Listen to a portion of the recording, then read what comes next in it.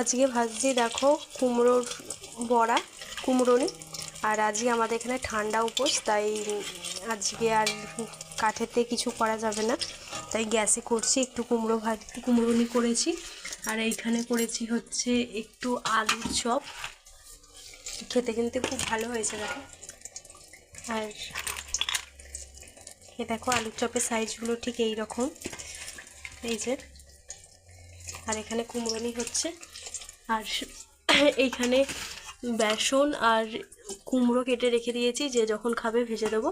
আর এখানে তেল লঙ্কা করা হয়েছে, আলু দিয়ে খাওয়া হবে আর পান্তা ভাত দিয়ে।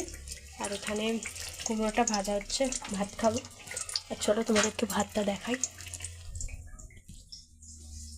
দেখো এখানে আলু সেদ্ধ করা হয়েছে পান্তা ভাতের জন্য। আর এখানে আছে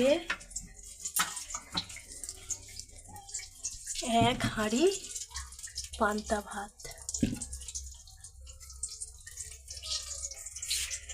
এখানে চপ, আলু তৈরি, আর কুমড়ো নিয়ে খেতে বসে গেছি।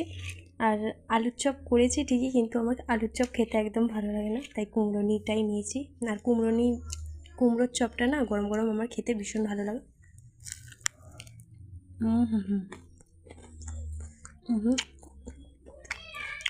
মুচমুচো হয়েছে।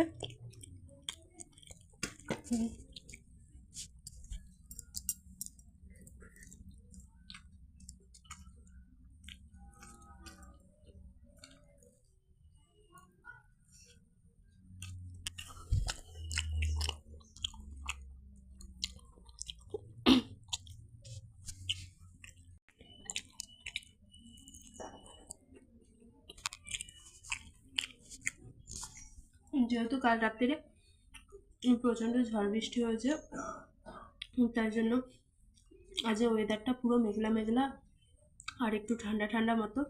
ওই জন্য পান্তা ভাতটা মানে খুব একটা ভালো লাগছে না খেতে। কিন্তু যদি এটাই গরম আর রোদ উঠতো না, এই পান্তা ভাতটা কিন্তু খুব ভালো লাগতো খেতে। আর আজকে পুরোই মেঘলা আর খিচুড়ি খাওয়ার দিন আজকে, কিন্তু যেহেতু আজকে শীতলা মায়ের ঠান্ডা উপোস, তো মায়ের প্রসাদ পান্তা ভাত এটাই খাওয়া হচ্ছে। আর কালকে ঝড় বৃষ্টি হয়েছে, আর আজকে আমাদের মানে গ্রামটায় কারেন্ট নেই। আর এখনও কারেন্ট আসে না, সকালে একবার এসেছিলো চলে গেছে, এখনও কারেন্ট নেই, আবার চলে গেছিলো কারেন্টটা, আর আসে না। আর ফোনে বেশি চার্জও নেই। তো চলো আমি খেয়ে নিই।